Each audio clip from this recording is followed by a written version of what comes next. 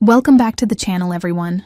If you are new here, make sure you hit that subscribe button and ring the notification bell, because we bring you the most incredible supernatural romance stories every single week. Today's story is one that I think is going to absolutely wreck you in the best possible way.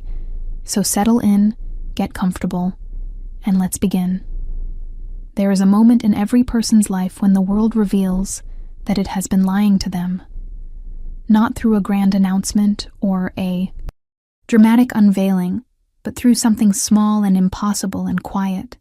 Something that slips past every wall you have built around your understanding of reality and lands in the center of your chest like a stone dropped into still water. For Lena Ashford, that moment came on a Tuesday morning in the last week of autumn, when the frost had just begun to creep across the mountain grass, and the sky above the settlement of Iron Peak had turned the particular shade of silver gray that meant winter, was no longer a distant threat, but a presence already standing at the door. She was carrying a basket of dried herbs from the storage shed to the healer's cottage, doing the errand quietly and without complaint, as she did everything in her life. And the giant bear bowed before her in the middle of the public square, while the Alpha King of all the Northern Territories stood 20 feet away with an expression on his face that she had never seen on any powerful man before. It was confusion. Pure, unguarded, almost childlike confusion. And somehow that expression on the face of the most feared man in the known shifter world was more frightening to Lena than anything she had ever encountered in her 23 years of living at the edge of everyone else's belonging. She had not meant to be in the square at that hour.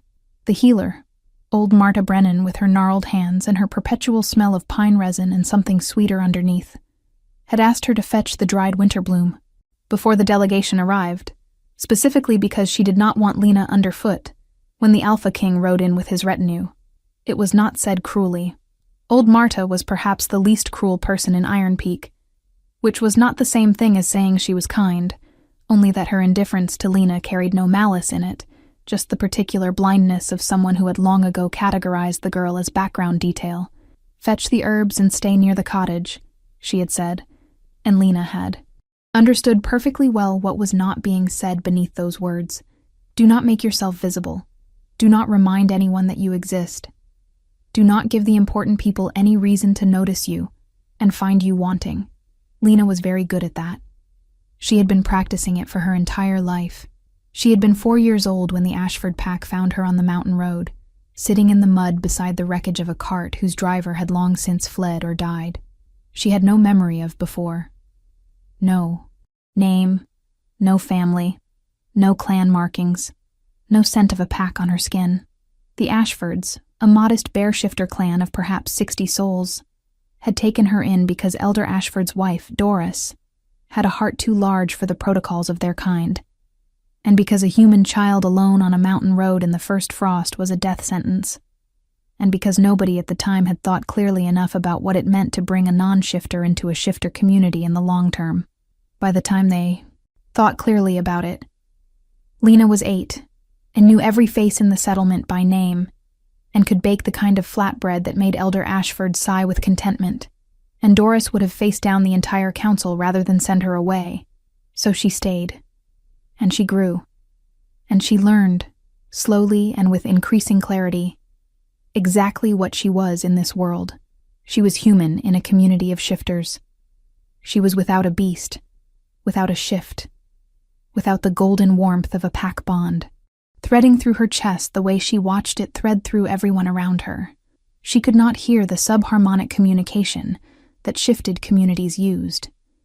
She could not smell fear or intention, or the subtle territorial markers that kept the peace between neighboring clans.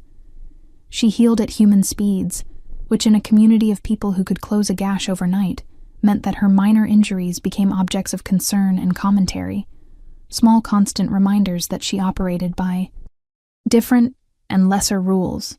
She was not unkind, not stupid, not ugly, not without value. She worked harder than almost anyone in the settlement, learned the healer's craft with a dedication that impressed even Marta, kept the records and the stores and the correspondence with a meticulous care that the pack relied on without ever quite acknowledging it relied on. But she was not one of them. Not truly. and that fact sat in the center of every interaction she had like a stone under a rug, invisible, but felt with every step. The formal name for what she was in the social taxonomy of the shifter world was ward. It was a polite word. It meant protected but not belonging, sheltered but not claimed, fed but not family in the deeper sense that family meant among shifters. Ward. The word had always felt to Lena like a room with good furniture and no window. She had stopped flinching at it years ago. Flinching took energy she needed for other things. She was crossing the far edge of the square when she heard the horns. The Alpha King's arrival at any settlement in his territory was announced in the old way, with 3 long horn calls that cascaded down the mountain passes and arrived in the valley below as echoes of echoes, beautiful and severe. Iron Peak had known this visit was coming for 3 weeks, had spent those 3 weeks in a state of barely contained nervous preparation that manifested as excessive cleaning, repeated rearrangements of the meeting hall's furniture, and a low-level communal anxiety that Lena could read in every face she passed without needing any shifter sensitivity at all. The Alpha King came to every settlement in the Northern Territory once every 2 years, a tradition that had held for as long as anyone could remember, an inspection and a renewal of oaths that was technically a formality and practically a reminder of exactly where power resided in this world and who held it. Kalen Morrow had held it for over a century. He was old, as shifters measured age, old enough that the stories about him had stopped being gossip and become mythology even while he was still alive to contradict them. He had taken the northern throne at 40, which in bear shifter terms was still quite young, following a succession crisis that the settlement elders still referenced in lowered voices as simply the bad years. He had ended 3 territorial wars, consolidated 11 fractious clans under a single governing structure that somehow managed to leave each clan with enough autonomy that they didn't chafe their dignity raw against it, and had maintained a century of relative peace in a region that had previously known mostly conflict. He was, by any reasonable assessment, a very good king. He was also, by universal agreement, terrifying to be in the same room with. Not because of any particular cruelty. The older pack members had explained to Lena when she was young and full of questions. He was not known for cruelty. He was known for stillness, for the quality of his attention, which was the kind of attention that made you feel simultaneously seen completely and measured against a standard you couldn't quite identify. His bear was ancient, one of the great ancestral beasts, a creature whose line went back to the first age of shifters, and that age showed in him even in his human form. He moved like something that had learned patience as a survival trait over centuries. He was not warm. He was not cold. He was simply present, in a way that made everything around him feel slightly less substantial by comparison. Lena had been curious about him in the abstract way she was curious about many things she would never interact with directly. A category of the world. A weather system. A geological feature. She had not expected to be 3 steps into the square when his retinue rode through the main gate. She stopped. The sensible thing was to press back against the wall and wait for them to pass. To be as small and unmemorable as possible, which she was generally very good at. She shifted her basket to her other arm and stepped back toward the low stone wall that bordered the square's eastern edge, watching the procession with the careful peripheral attention she had developed over years of observing without appearing to observe. There were perhaps 30 riders in the retinue, all of them bearing the king's crest, all of them carrying that particular quality of controlled readiness that came with years of service to a powerful alpha. They rode in good order, horses calm despite the cold, and in the center of the formation, on a horse so dark it seemed to absorb the gray morning light rather than reflect it, was Kalen Morrow himself. She had seen painted likenesses of him in the settlement's administrative documents, the formal portraits required for official correspondence. They had not prepared her for the reality of him. He was large in the way that mattered beyond simple physical measurement. Large the way a storm front is large, the way a mountain range is large, a presence that reorganized the space around it simply by occupying that space. His hair was dark and shot through with silver at the temples, and he wore it without vanity, pushed back from a face that was all controlled angles and careful stillness. His eyes from this distance were the deep amber of old honey, and they swept the square with an automatic, habitual assessment that was clearly so practiced as to be unconscious. He was cataloging everything, filed it, moved on. His gaze passed over her, and she felt it like a hand drawn lightly across her arm. Brief, impersonal, gone, and then his bear emerged. She would later try to describe what happened to old Marta, who had watched from the cottage doorway, and she would struggle to find language adequate to it. It was not a full shift. He did not become the bear in the middle of the square in front of the settlement. It was more like the bear pushed forward through him, like something enormous pressing itself against a thin curtain, and for a moment she could see both simultaneously, the man on the horse, perfectly still, and behind him or beneath him, or through him, something vast and dark and ancient that had been sleeping for a very long time and had just, in some fundamental way, woken up. The horse stopped. She had not seen Kaelin give it any signal. It simply stopped as if it had encountered a wall. The bear, the great ancestral beast that was said to be large enough to block a mountain pass, that was said to have walked the world when it was still being formed, that had not shown submission to any living being in 500 years of recorded shifter history, lowered its enormous head, not in the symbolic internal way of a beast acknowledging its human's will. It bowed. The motion translated through Kaelin's body so completely that the man himself sat differently on the horse, differently enough that the nearest members of his retinue visibly startled, hands going to weapons before confusion stopped them. The Alpha King sat there in his saddle with his ancient, unconquerable bear pressed low in a gesture of absolute deference, and his amber eyes found Lena Ashford standing at the edge of the square, with a basket of dried herbs over her arm, and for the first time in perhaps a century, Kaelin Morrow looked completely and utterly lost. Lena looked back at him. She looked at the bear she could somehow see, without being able to fully explain how she was seeing it. She looked at the 30 armed riders who were staring at her with varying degrees of shock and wariness. She looked at the assembled Iron Peak settlement members who had gathered to welcome their king, and were now frozen in a silence so complete she could hear the wind moving through the pine trees on the ridge above them. She said, carefully and in the most neutral voice she possessed, "I think there's been some kind of mistake." And Kaelin Morrow, Alpha King of the Northern Territories, who had not been surprised by anything in living memory, said in a voice like distant thunder, "Yes, I believe there has, though I am not yet certain who made it. Now, if you are already gripped by this story, do me a favor and hit that like button. It helps more than you know. And I promise this story has only just begun. The hours that followed the incident in the square were among the most uncomfortable of Lena's life, and her life had contained a considerable number of uncomfortable hours, so that was genuinely saying something.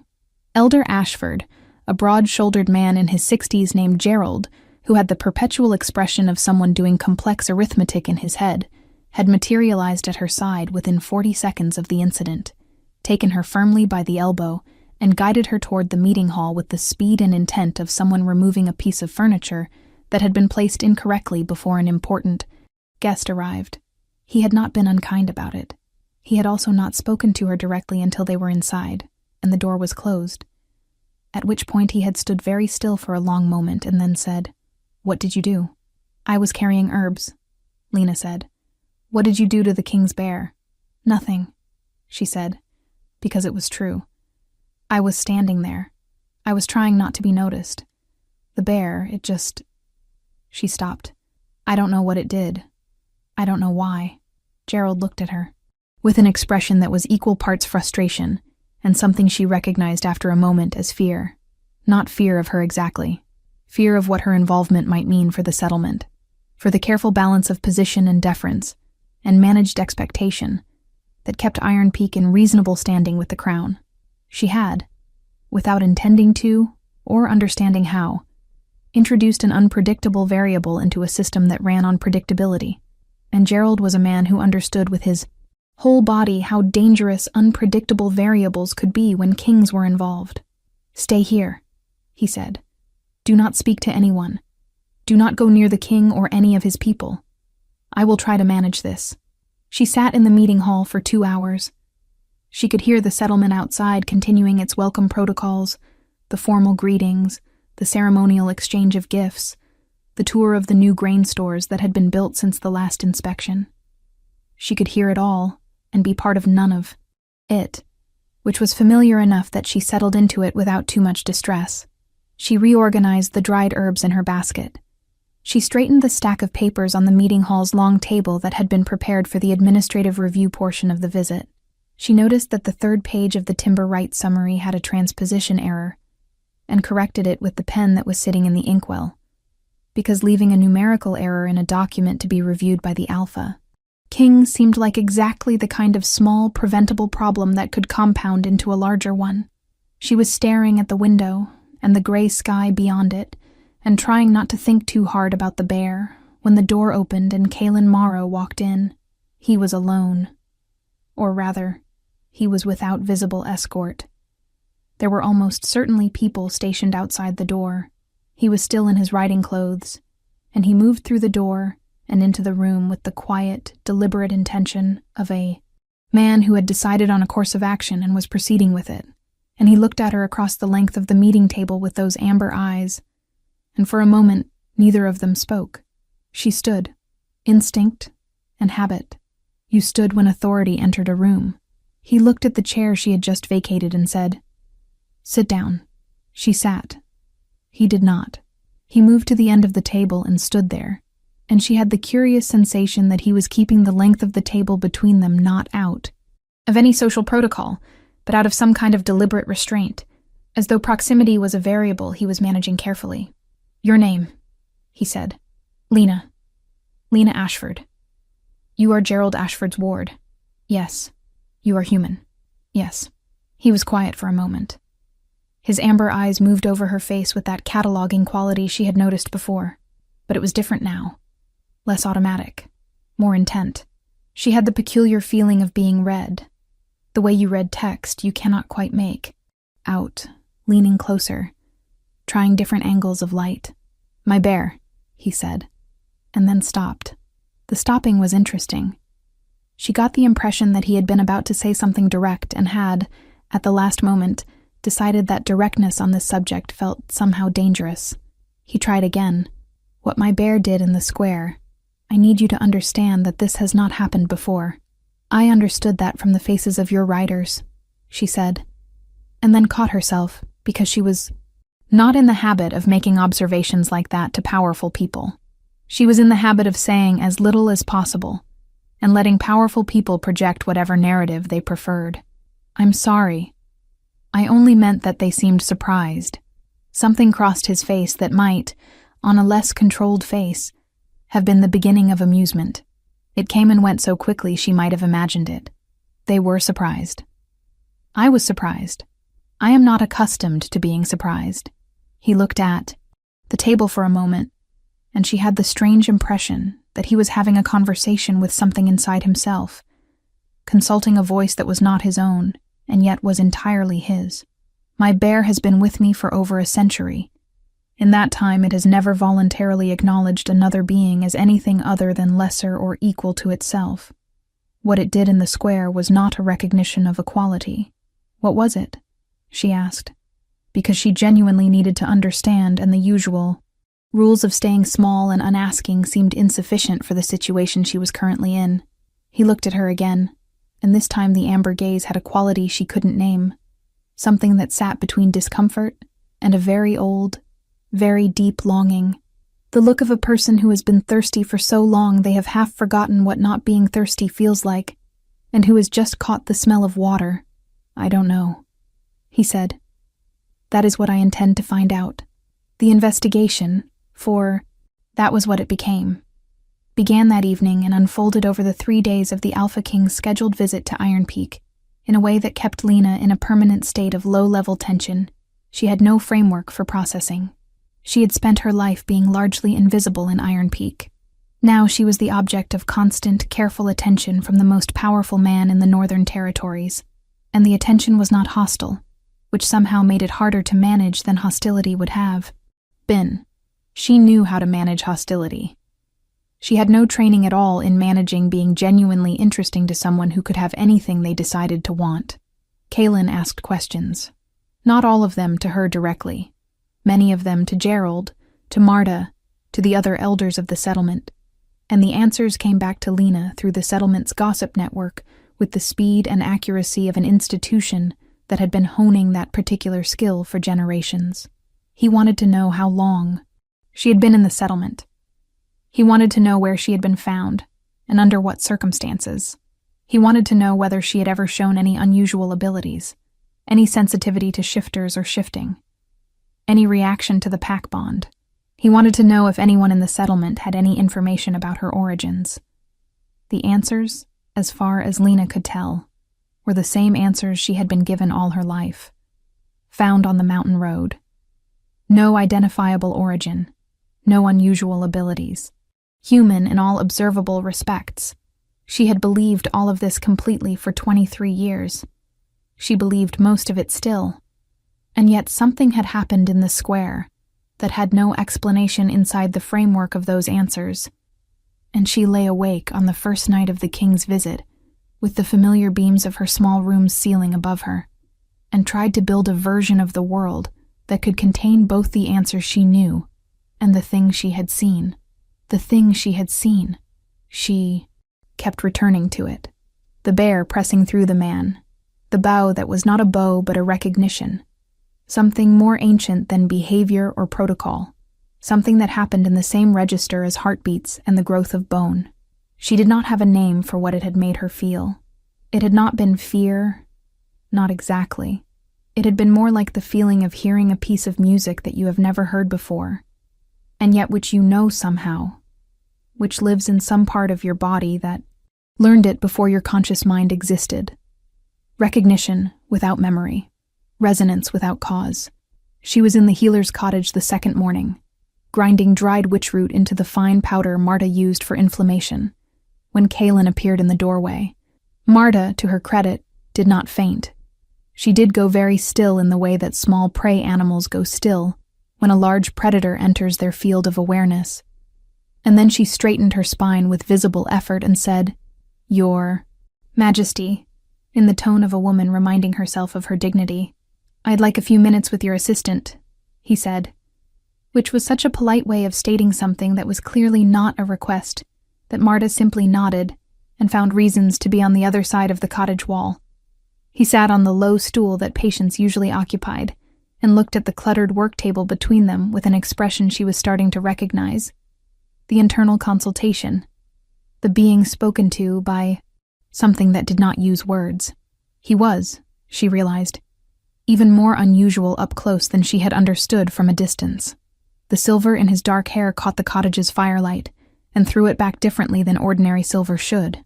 His hands, resting on his knees, were the hands of a man who had done real physical work in his life and not stopped doing it despite having every reason to delegate.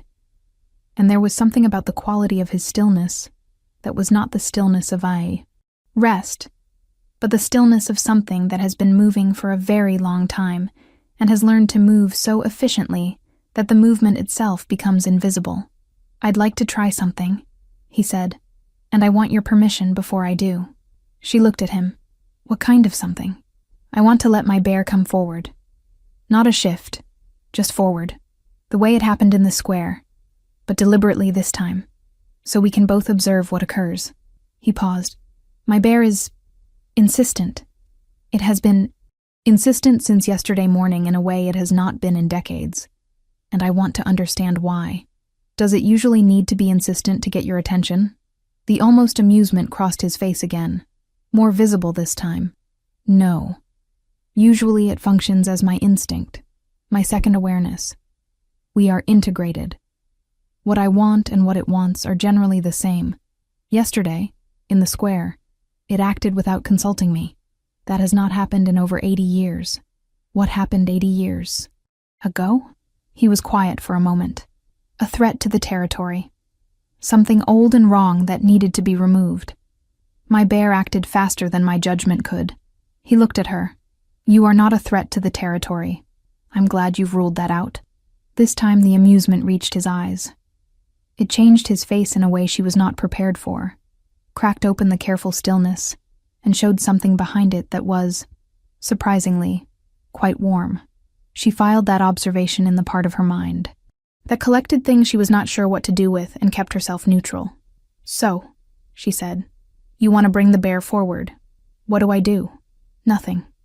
Just sit there." A pause. "Try not to be afraid. My bear is ancient, and fear can read to it as a different kind of signal than I want to send right now. I'll do my best," she said, which was the honest answer. She watched him shift his attention inward, the slight unfocusing of his amber gaze that she had seen before. And then the bear came forward. It was different in the small cottage than it had been in the open square. In the square, she had perceived it as something vast pressing against a curtain.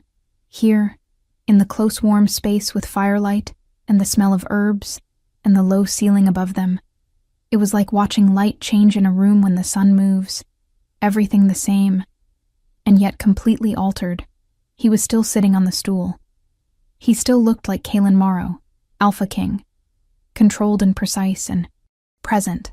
But the bear was there, layered over him or under him or simultaneous with him, and it was looking at her. She felt it again, that resonance, that not quite memory that lived in her chest rather than her mind.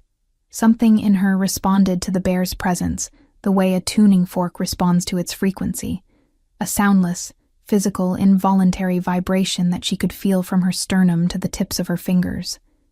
It was not frightening. She did not know how to describe what it was. Familiar, perhaps.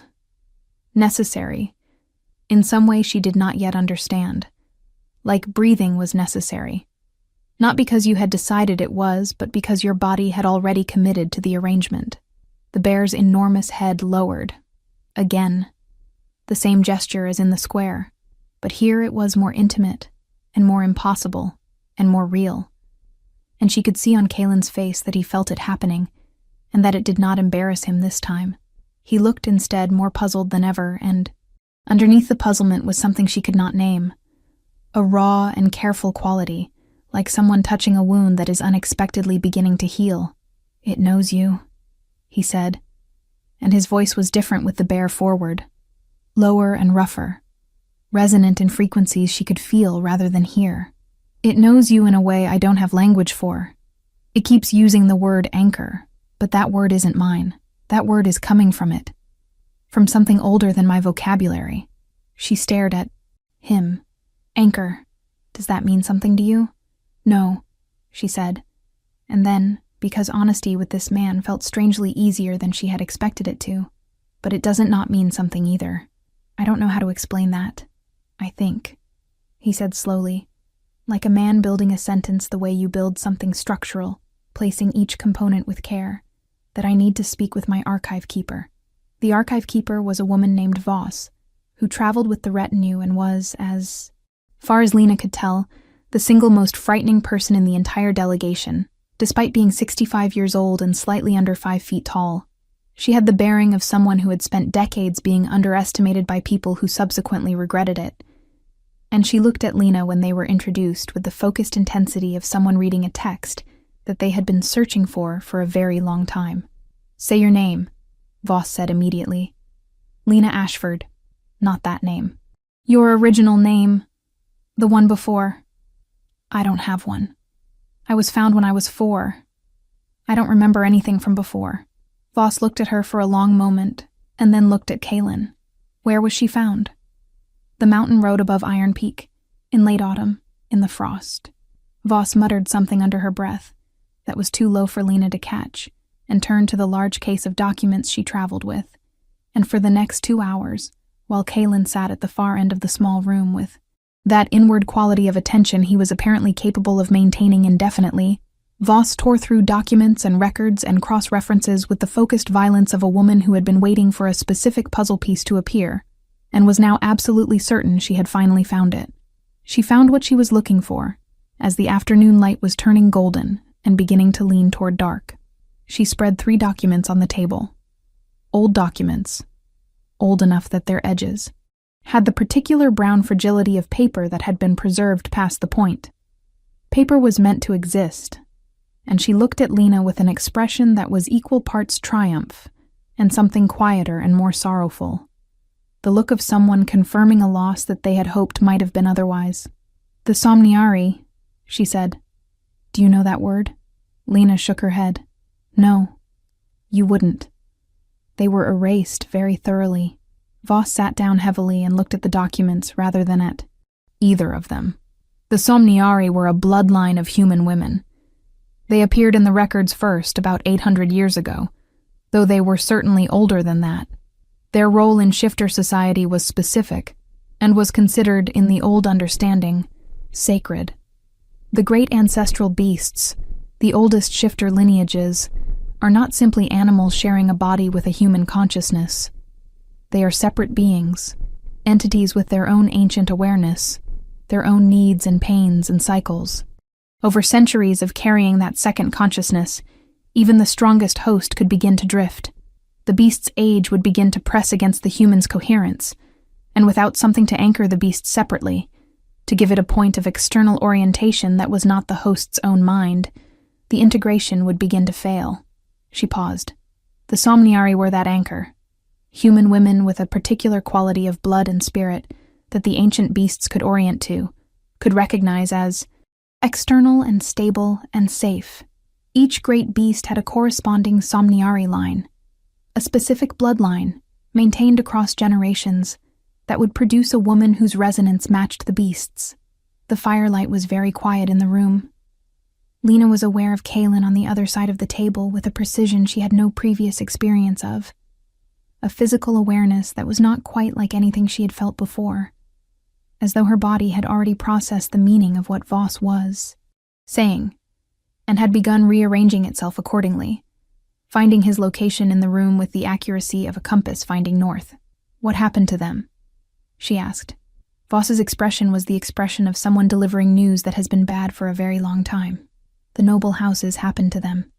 Specifically, the noble houses who had been waiting for an opportunity to consolidate power and had identified the relationship between the great beasts and their Somniari as both politically inconvenient and strategically threatening.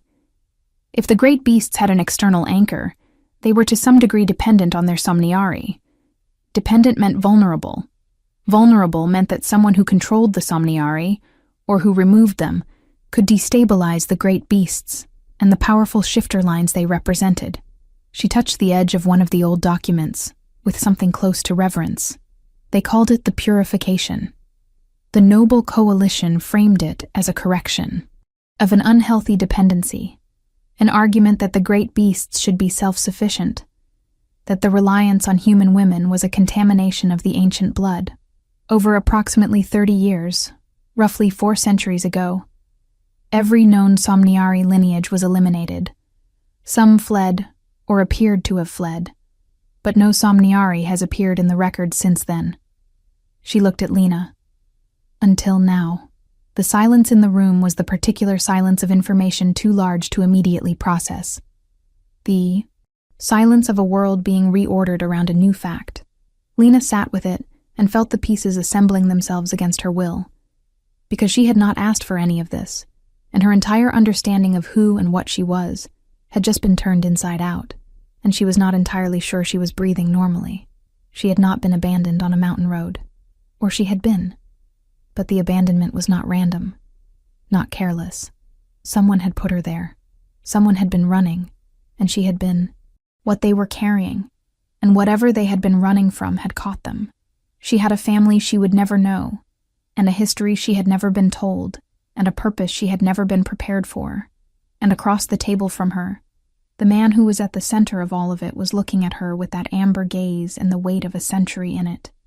And she could feel his bear the way you could feel a fire in a room where the fire was very large, and you were sitting very close to it.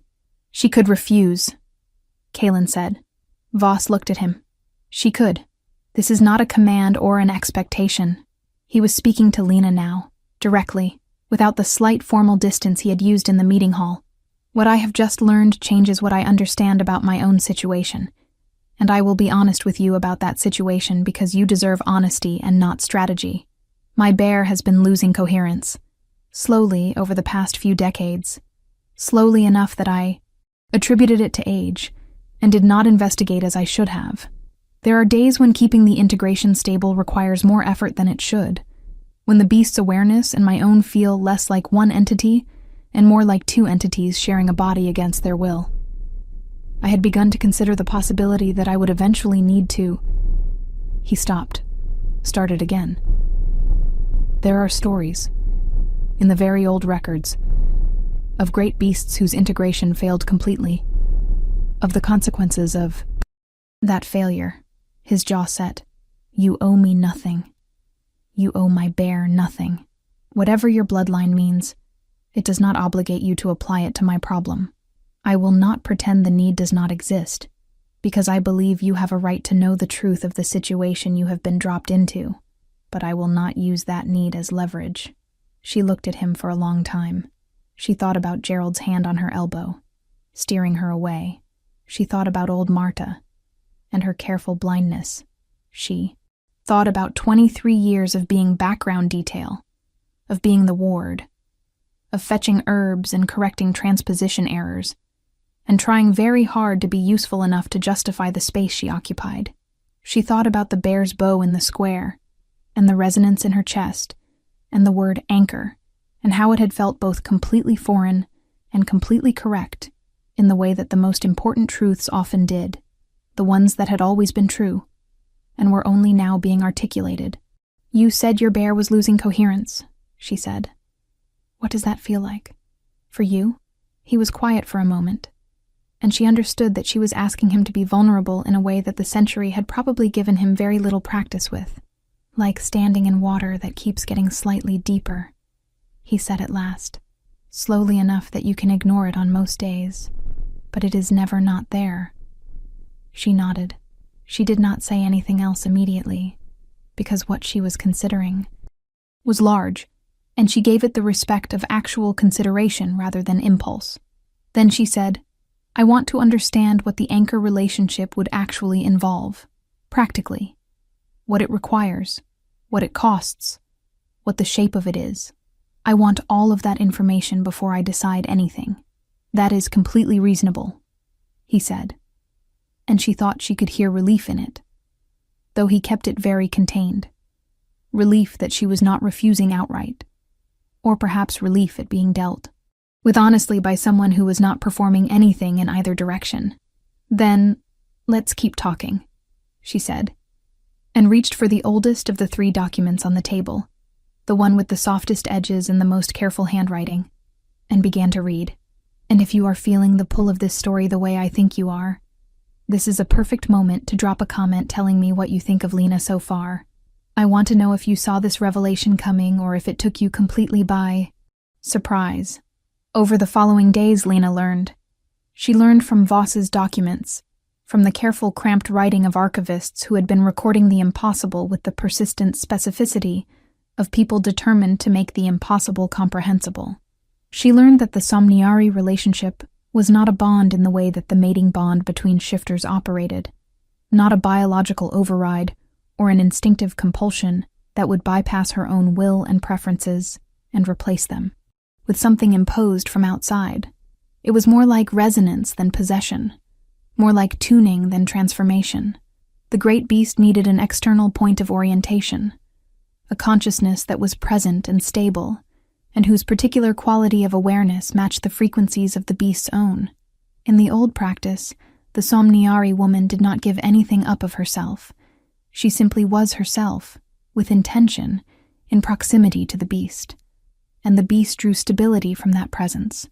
The way you draw warmth from a fire you did not build and do not have to tend. The proximity requirement was variable, but real. In periods of stability, the anchor could be at a considerable distance, and the effect would hold. In periods of strain or crisis, the beast would need the anchor nearer.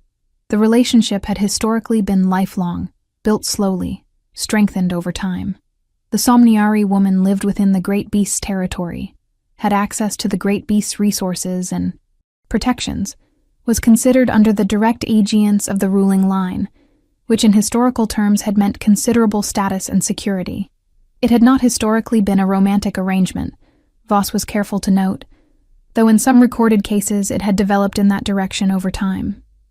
That was not a requirement or an expectation. Lena read this and absorbed it and kept her expression neutral, which she was very good at. She also noticed and kept quiet about the fact that the proximity requirement explained something she had been trying not to acknowledge since the afternoon in the healer's cottage, that her awareness of exactly where Kaylin was, in any room they occupied or any building they were in, had not decreased since the bear's first full attention settled on her. If anything, it was sharpening, like a sense organ waking up from a long anesthesia and finding its edge again. She knew where he was, the way she knew where her own hands were, without looking, without thinking, as a piece of basic spatial information that her body simply maintained as a matter of course. She did not mention this to Voss. She mentioned it to herself, privately, with the careful neutrality of someone making a note of a fact whose implications they are not yet ready to fully process. The settlement's reaction to all of this was, predictably, complicated. Gerald Ashford spent 2 days in a state of barely managed anxiety that expressed itself as excessive organizational activity. He rearranged the meeting hall 3 times, conducted a completely unnecessary inventory of the winter stores, and called 2 separate elder meetings that accomplished nothing concrete but gave everyone somewhere to direct their nervous energy. His concern was not, Lena understood, malicious. It was the concern of a man who had spent his life managing the settlement's position in a hierarchy he had not designed and could not change, and who was now being asked to process the fact that the foundling he had sheltered for 2 decades was apparently a figure of ancient and significant power, which was the kind of information that rearranged every calculation he had ever made about her, and about what her presence in his settlement had meant and would mean going forward. The settlement members responded in a variety of ways that existed on a spectrum from awed to unsettled to, in a handful of cases, something that looked almost like guilt. The ones who had been most casually dismissive of her over the years seemed to find the king's attention toward her particularly difficult to process, and she observed this without judgment or satisfaction, understanding that what they were experiencing was the disorientation of having to update a long-held certainty, which was genuinely uncomfortable regardless of how the certainty had been arrived at.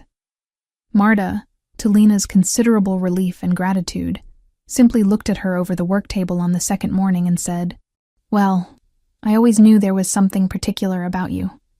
I just didn't know what it was." "That makes 2 of us," Lena said. "3, said Marta. The bear knew first. It was the most acknowledgement anyone in Iron Peak had given to the fact that Lena was something other than simply present and useful, and she carried it with her for the rest of the day in the private and careful way she carried most things that mattered. Kaylin himself was a more complex situation. He was, as she had assessed from the beginning, a man of extraordinary self-containment, the kind of containment that had been built over a very long time and served a very real function, and which she had no particular desire to disrupt, just because she found herself in an unusual and proximate relationship with the person inside it. He was also, she was discovering, considerably more than the sum of his public function. He was precise without being rigid, which was rarer than it sounded. He had a quality of listening that was not common in powerful people, a genuine listening that was not simply waiting for an opportunity to respond, but was actually taking in and processing and adjusting, and he had the good sense to ask questions when he didn't understand something rather than proceeding on assumptions. He was also, she noted, unfailingly consistent in the treatment of every person he spoke with, from the settlement elders to the youngest child who had somehow avoided the square-clearing protocols, and was now trailing the retinue with the calm confidence of someone who expected to be tolerated. He was the same with all of them. That consistency was not performance. It was character. She filed it. On the 3rd day, when the formal visit was nearing its end, and the question of what happened next was beginning to accumulate weight in the air between all parties, he came to find her in the small records room at the back of the meeting hall, where she had returned to her work, because the work still needed doing, and she found the familiar orderliness of it genuinely calming, in a situation that offered very little that was familiar or orderly. He looked at the papers she was reviewing and said, "You corrected the transposition error in the timber rights summary. It would have been embarrassing, she said. For Gerald, mostly. Yes. He sat down across the table, in the way he had in the healer's cottage, with the deliberate placement of someone managing their own presence carefully, and looked at her with the directness she was learning to expect from him. I need to return to the capital, he said. I have been away longer than I planned as it is, and there are things that require my presence. A pause. I also need to tell you what the shape of a decision looks like, so that you can make it with full information. If you are willing to come to the capital as my guest, Voss and I can continue the research properly. We can verify what we believe about your bloodline, test the anchor relationship in controlled conditions, and give you time and information to decide if this is something you want to continue. He held her gaze. If you decide it is not, I will accept that decision, and I will ensure that you are resettled with whatever resources would make your life better, because what you have carried without knowing it has been considerable, and you are owed something for that, regardless of what you choose going forward. She considered him across the table. The bear was present. She could feel it, always present now, a warmth at the edge of her awareness, like the glow of a fire, in a room just adjacent to the one you are sitting in. It was not pressing. It was not urging. It was simply there, steady and ancient and patient, in the way that something that has waited for centuries could afford to be patient. What happened to the people who destroyed the Somniari lines? She asked. Something shifted in his expression. Something that had the quality of judgment, being rendered, but not a new judgment, an old one being confirmed. Most of them are gone. The coalition that organized the purification collapsed within a generation of completing it.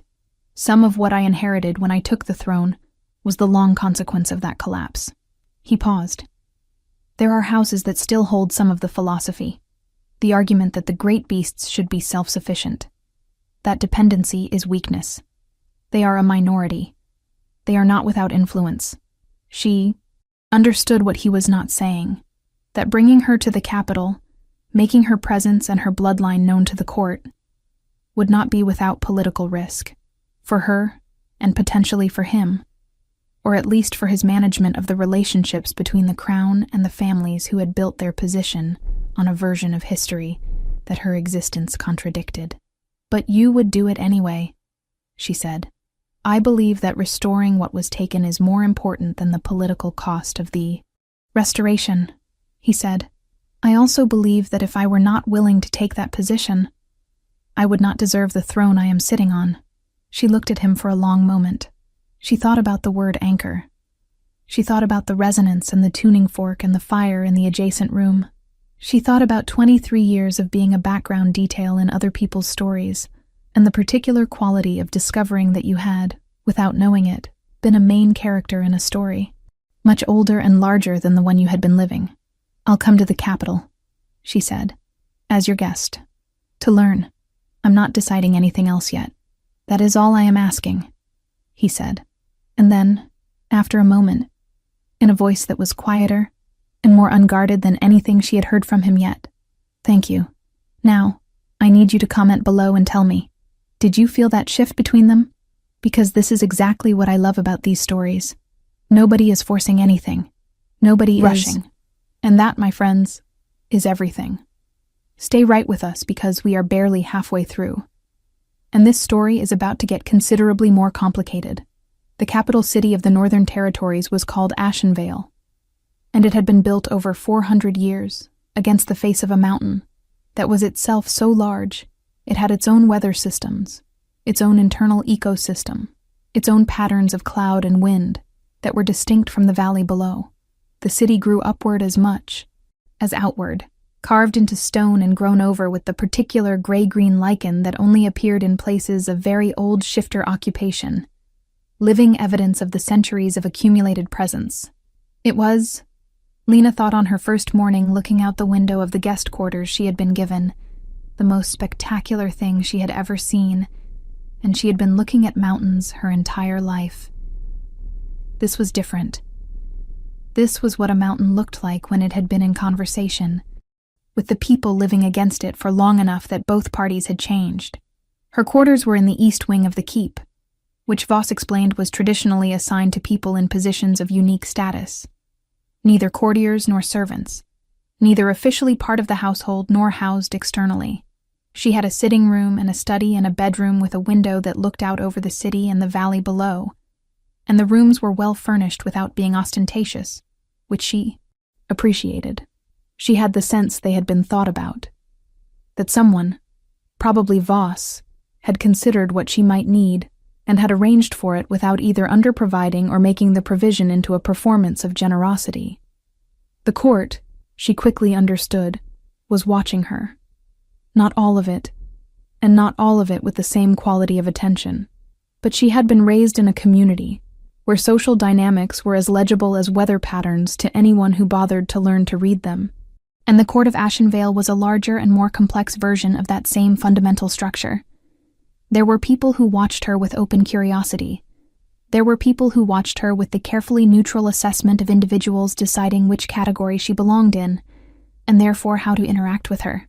There were, as Kaylin had warned, people who watched her with something that was not quite hostility, but was related to it. A kind of appraising resistance. A suspension of acceptance that felt deliberate. The most direct version of this came from a man named Lord Davin Chryse, who was tall and silver-haired, and carried himself with the specific confidence of someone who had been powerful, long enough to have stopped noticing that they were exercising power. It had simply become the baseline condition of how they moved through the world. He came to introduce himself at the first formal dinner she attended, with the smooth social precision of someone who had been doing this for decades, and he said all the correct things about being pleased to welcome her to the capital, and hoping she was finding her quarters comfortable. And underneath all of it, in the slight angle of his chin and the particular quality of his regard, she read something that was clearer than anything he said. "You are a problem I am evaluating."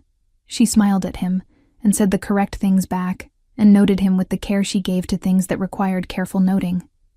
She also noted the people who watched her with something warmer. There was a young woman named Leah, one of the court's administrative staff, who made it her business to find reasons to pass by Lena's study, and who eventually simply knocked and asked if she could come in and look at the Somniari documents Lena was working through, because she had heard about them, and she was the kind of person who wanted to read primary sources rather than summaries. Lena liked her immediately with the low-key certainty that she liked very few people but liked them completely. There was the court healer, a broad, calm woman called Ingrid Thal, who came to look at her with a professional interest that was entirely non-predatory, and who said, after her examination, that Lena's blood signature was unlike anything she had tested, but that she found it very interesting rather than alarming, and she asked if she could compare it to some of the archived samples from before the purification, and Lena said yes, because science seemed like the right response to most things that were confusing, and there was Kaylin. He did not avoid her or keep a careful formal distance, which she had been half expecting. He moved through the court with his habitual contained intention, and she was part of the territory he moved through, present in his awareness in the same way she was coming to understand she was present in his bear's awareness, which was to say specifically, and without apparent effort.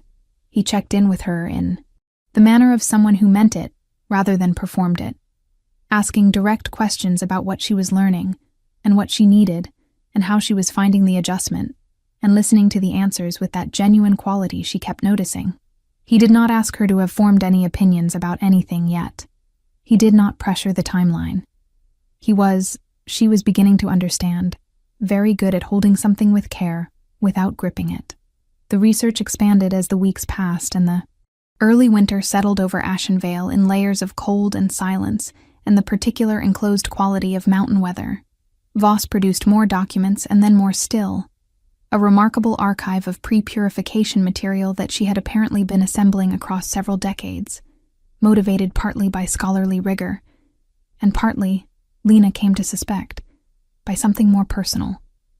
The picture that assembled itself was extraordinary in its completeness and its tragedy. The Somniari had been entirely integrated into the court at the height of the old culture. Not as servants or as subordinate figures, but as partners in something that was understood to be necessary and sacred, the stabilization of the great beasts who underpinned the entire power structure of the shifter world. They had been educated, honored, given a status that sat outside the normal hierarchy, because it predated the normal hierarchy. The relationship between a great beast and its somniari had been considered one of the foundational things, one of the structures that the world was built on. And it had been dismantled in 30 years, carefully and thoroughly, by people who found that foundation inconvenient. She sat with this and felt the weight of it, not only her own story, the foundling and the missing history and the resonance in her chest, but the larger story, the centuries of absence, the great beasts slowly losing their anchors and their integration slowly degrading, the cost of that degradation, absorbed into the normal operations of the world as simple facts about how the great beasts were now, without anyone asking whether that was how they had always been or how they were supposed to be. Kaylin's bear had been losing coherence for decades, and this was considered, by Kaylin included, as simply a feature of old age. Nobody had thought to ask what had changed 400 years ago that might explain why the very oldest beasts were struggling in ways that the records showed they had not previously struggled. She brought all of this to Kaylin in the study one evening, 4 weeks after her arrival, when Voss had gone to bed early and the fire was doing most of the room's work in terms of warmth and light. She laid out the argument clearly and carefully, the way she would lay out an administrative summary, and she watched him listen to it with that quality of attention she had stopped being surprised by, taking in every piece, weighing it, following the logic. When she finished, he was quiet for a long time. The bear was present, as it always was now in his proximity, and she felt it in the way she felt weather, as a pressure and a warmth and a direction. "You're saying the decline I attributed to age was actually a symptom of something that was done to my bloodline 400 years before I was born," he said. "That's what the records suggest, yes. And you're saying that my court includes people who are the philosophical descendants of the coalition that did this. Some of them are more than philosophical descendants. Kreis's family was on the original coalition council." Another silence. His amber eyes were on the fire. "I knew that. I have known that for a very long time, and I have managed it as a political reality. I have told myself that what happened 400 years ago was not within my power to correct, and that the managing of its consequences was the best I could do." He looked at her. "I think I was wrong about that." She said, "Nothing." This was not a moment that needed her input. "I think," he continued slowly, "that I have been more conservative than is justified, because I have been protecting my own position and my own stability at the cost of a correction that was owed." He paused. The Somniari lineages were destroyed by a political coalition that acted within the laws of their time, while being, in any moral sense, completely without justification. Restoring what was taken is not simply good policy. It is what is owed. "There may be other surviving Somniari lines," Lena said. "If I survived through whatever accident of fate put me on that mountain road, others might have survived differently. Hidden lines, changed names." He looked at her. "You would be willing to help find them." "It seems like the correct thing to do," she said, "with my particular understanding of the situation." He nodded. And then he said, "Lena," in a way that was not the way he had been saying her name, which was with a professional precision, but in a different way, a way that had something behind it, and she felt the bear's awareness sharpen in the room the way a flame sharpens when a window closes, and the draft that was limiting it is gone. "What we are doing here, the research and the correction and the restoration, I do not want you to do it out of obligation. I do not want the anchor relationship to feel like a debt you are paying because your bloodline was entangled with mine before either of us existed." She considered him. She considered the fire and the warmth of the bear, and the 4 weeks of learning who he was through the small, consistent evidence of how he moved through the world. She considered the transposition error she had corrected before she knew any of this, the instinct toward care and precision that she had always had, that she now understood had a name and a history and a context, and which she did not disown simply because it had a context. She had chosen it. She had always chosen it. The history didn't change the choice. It just illuminated it. "I know the difference between obligation and inclination," she said. "I've been navigating that difference for 23 years. She paused. "I would like to stay. Not because I owe anything. Because this is where the work is. And I think the work matters. And I think—" She stopped, restarted, more carefully. "I think that the bear needed me before I knew it did. And I think I needed what the bear gives me, before I knew what to call it. That is not obligation. That is something else." He held her gaze for a long time, and she felt the bear settle in his chest, the way she imagined it had not settled in many years. A deep and fundamental quieting, the relief of something old and burdened finally being able to put some of what it had been carrying down. "Thank you," he said again, in that same quiet voice from the records room in Iron Peak, and this time she recognized it for what it was. Not just gratitude, though it was that. It was also the particular sound of someone who has been alone in a specific way for a very long time, and has just, for the first time, found themselves less alone in exactly that way. If you have been watching this story unfold, now is a wonderful moment to subscribe so you don't miss the rest, because everything we have built in this first half is about to be tested in ways neither of them is fully prepared for. Lord Davin Chryse moved on a frost-sharp morning in the second month of winter, and he moved with the precision of someone who had been planning for a while. It came through official channels first, which was the tell. A formal inquiry submitted to the court's administrative body, requesting clarification on the legal status of one Lena Ashford, specifically on whether a human ward of a minor clan in the Outer Territory could be housed in the capital keep under the direct patronage of the Crown without a formal designation of status, and whether the absence of such a designation constituted a legal irregularity. It was polite and entirely procedural, and absolutely designed to force either a formal declaration that elevated Lena to a recognized court position, which would require justification that would open the Somniari question to public court debate, or a formal acknowledgement that her presence was irregular, which would provide grounds for challenging it. Kaelin read the inquiry and passed it to Lena without comment. She read it, and passed it to Voss.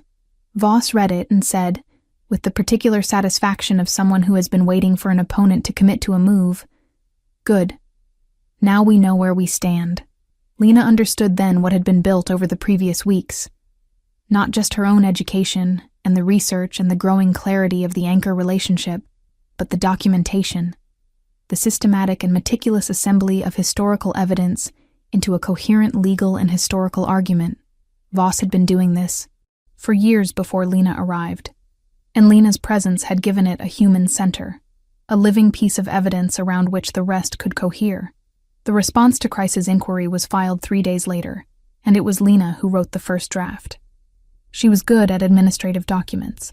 She was good at the architecture of a clear argument, at identifying the load-bearing elements, and making sure they were properly supported before moving to the secondary structure. She was also, she realized as she worked, good at something that she had not previously had occasion to use at this scale, the particular clarity that comes from personal knowledge of what is at stake.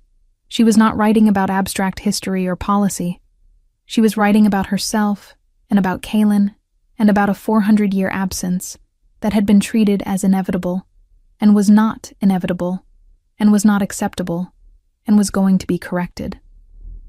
The document was 30 pages long, and cited 47 primary sources, and contained in its final section a formal petition for the recognition of the Somniari designation as a legal status within the court framework, not as a revival of a superseded tradition, but as a correction of an illegal suppression, supported by evidence that the purification had been conducted in violation of several treaty provisions that were still technically in force.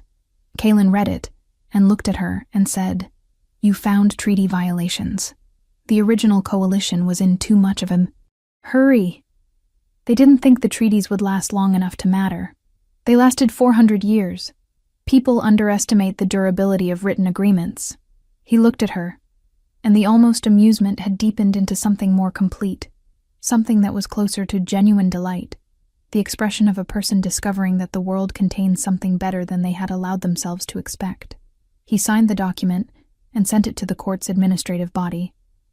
And then he went to speak with Chryse personally in the way that kings spoke with people who had overstepped, which was to say quietly and directly, and with the particular quality of authority that needed no volume to make itself entirely clear. Kreis's objections did not disappear. That would have been too simple, and this was not a simple situation. But they were forced out of the procedural space and into the open, which was where Lena and Voss and the document had prepared for them to be. And in the open, with the full archive available, and the treaty language visible, and Lena's bloodline confirmation from Ingrid Thal's testing on the table, the objections had a great deal less to stand on than they had in the comfortable darkness of procedure. There were 3 weeks of formal proceedings. There were 2 public debates before the full court that Lena attended and participated in with the same careful architectural clarity she had brought to the document, and in which she could see on the faces of the court, not what many of them had expected. They had expected a foundling, a ward, a human woman without standing or training, uncomfortable in the formal setting, easily flustered by challenge. They got someone who had spent 23 years navigating a world that had not been built for her with a grace that looked effortless, because it was not effortless, but was genuinely hers, and who knew the primary sources better than most of the people challenging her had known. They existed. Leah brought her hot tea before the second debate and squeezed her hand and said, "You're extraordinary," with the particular warmth of someone who means it entirely and knows you need to hear it. "I'm thorough," Lena said. "Those are the same thing sometimes," said Leah. The recognition passed.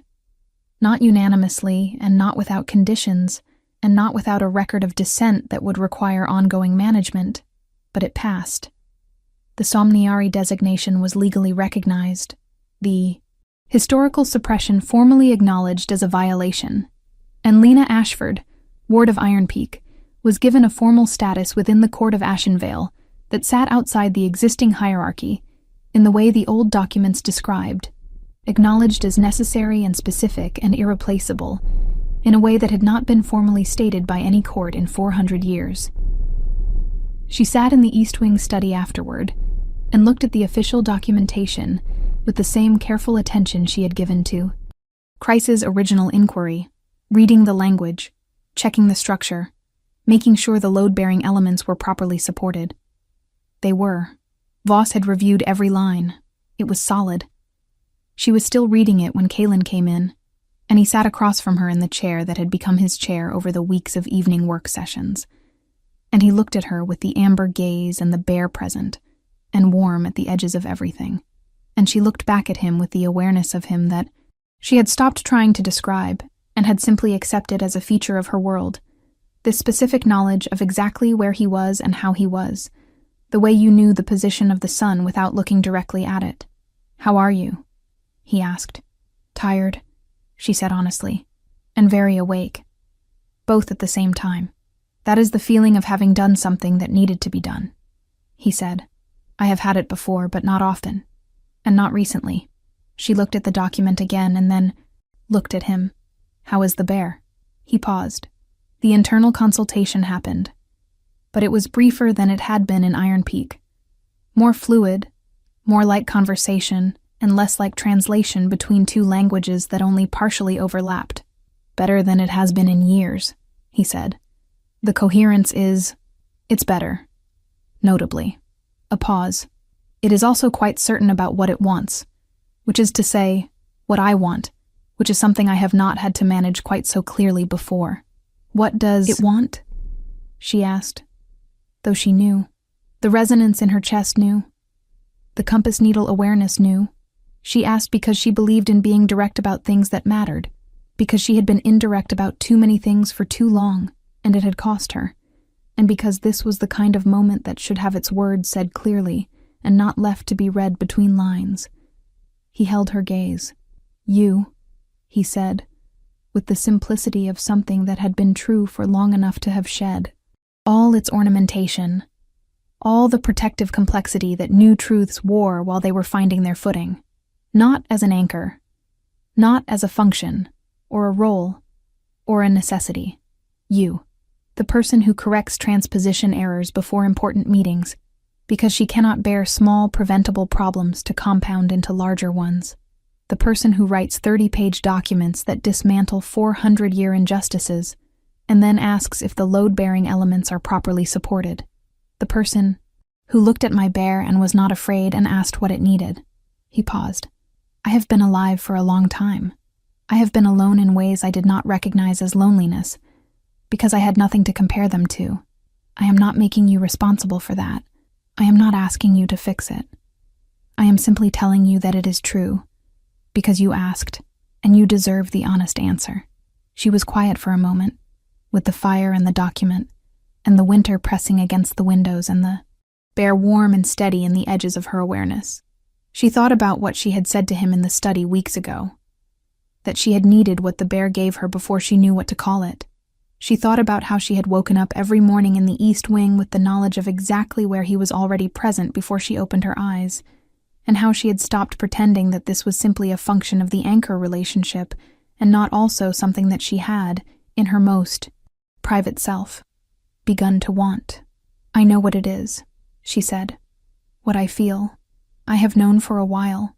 I have been being careful about it, because careful is what I know how to do, and because I was not certain that what I feel is fully separable from the anchor connection, and I did not want to offer you something tangled.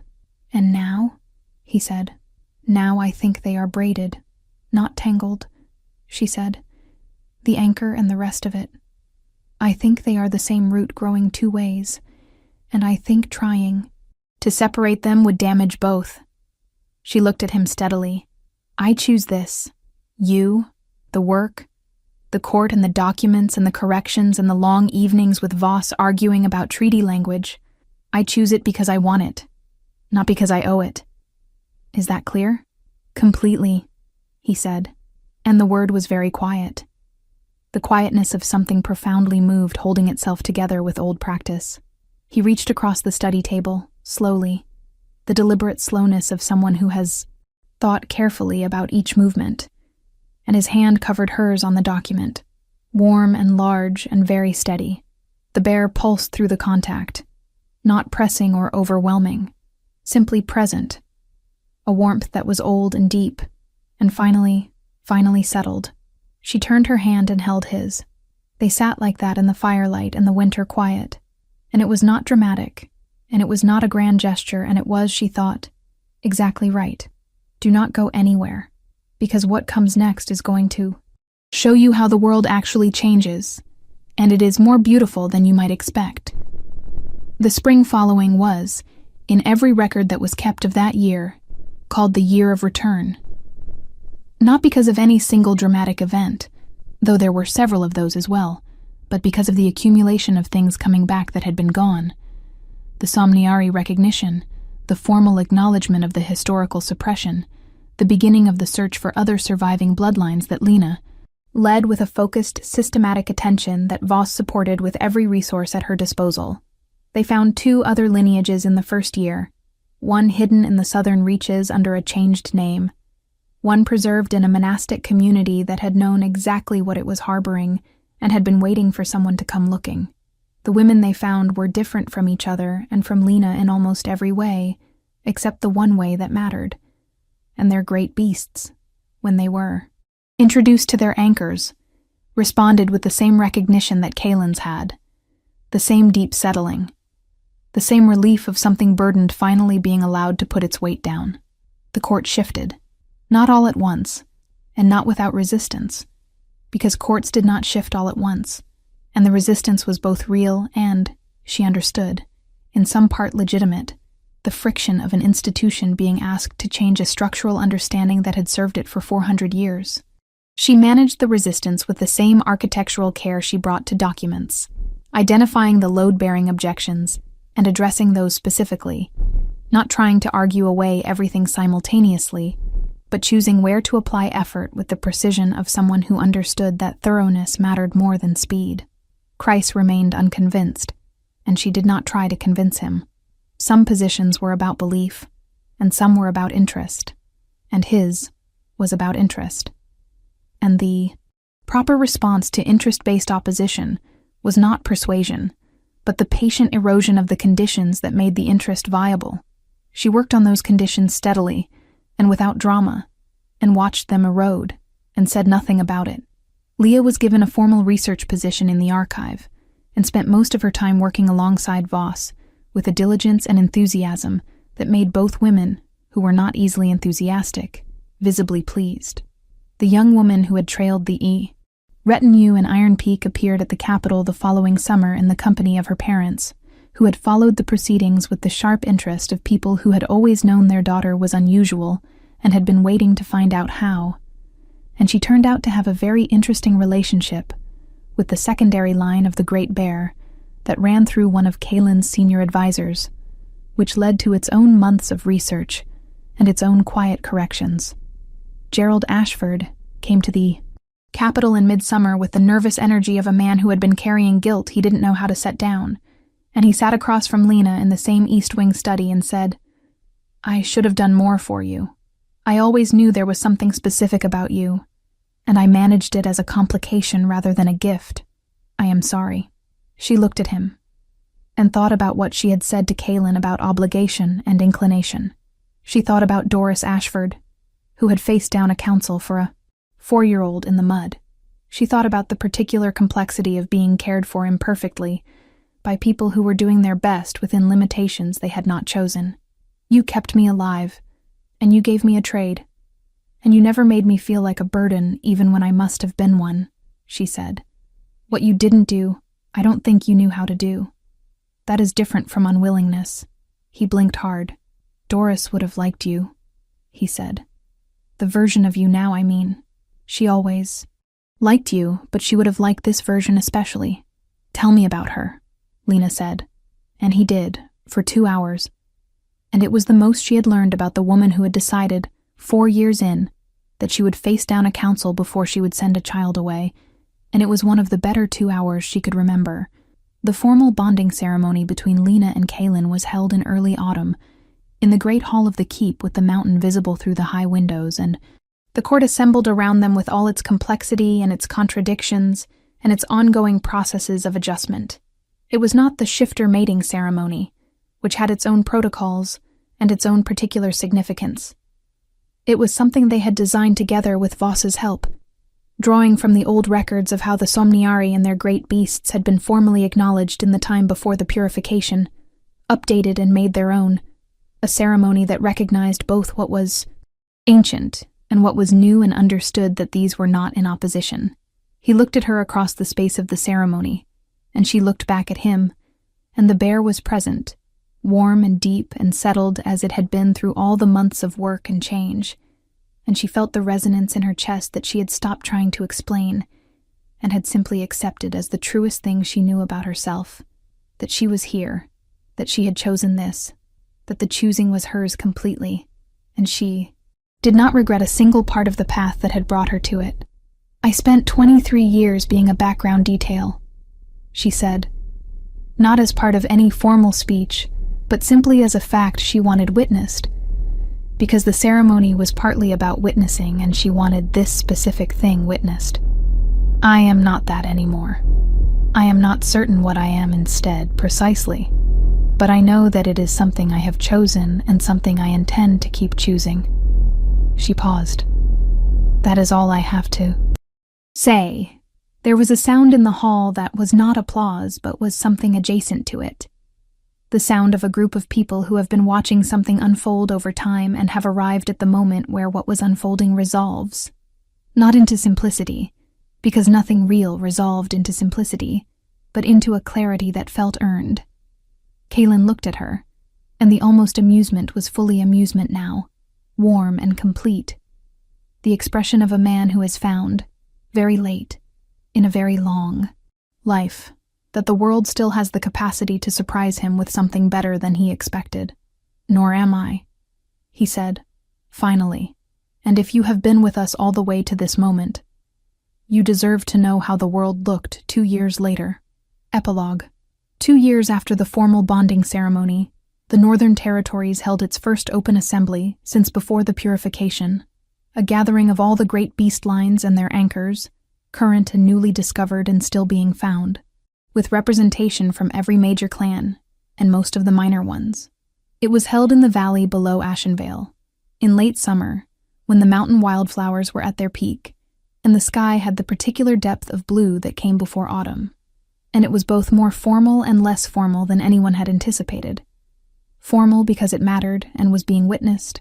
Informal because the things being said had been waiting for 4 centuries and had developed a certain impatience with protocol.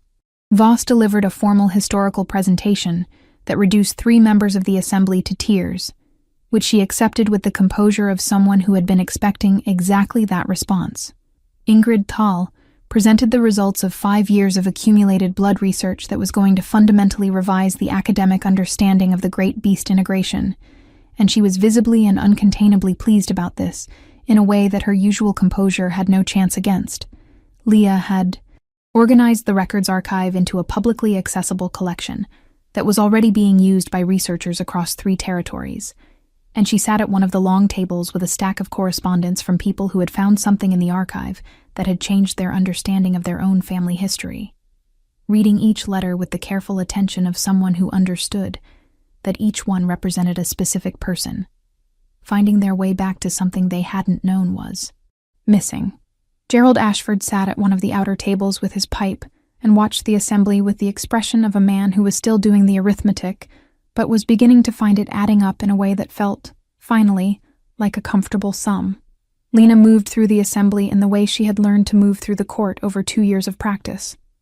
Present without performing, attending without managing, finding the specific people who needed a specific thing from her and giving it, with the precision and care that she had brought to every task she had ever taken on, from dried herbs to treaty documents to the ongoing and never completed work of restoring what had been taken.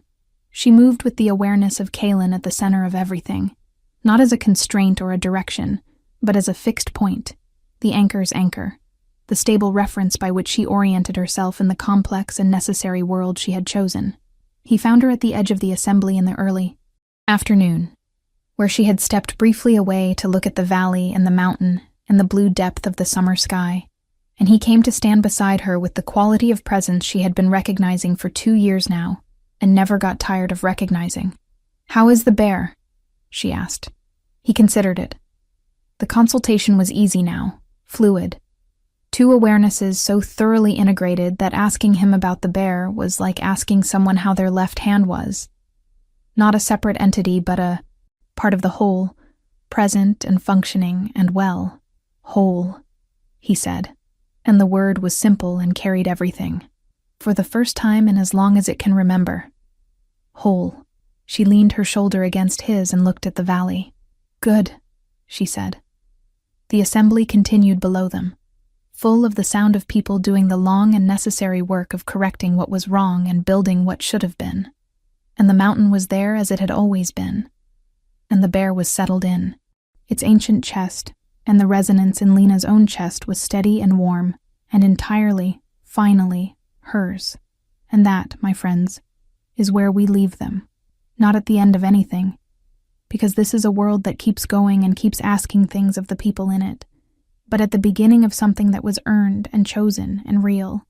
Thank you so much for spending this time with Lena and Kaelin and the Great Bear and all the complicated, beautiful work of restoration. If this story moved you the way I hope it did, please leave a like, drop a comment telling me your favorite moment, and subscribe so you don't miss what comes next. Until then, take care of yourselves. We will see you in the next story.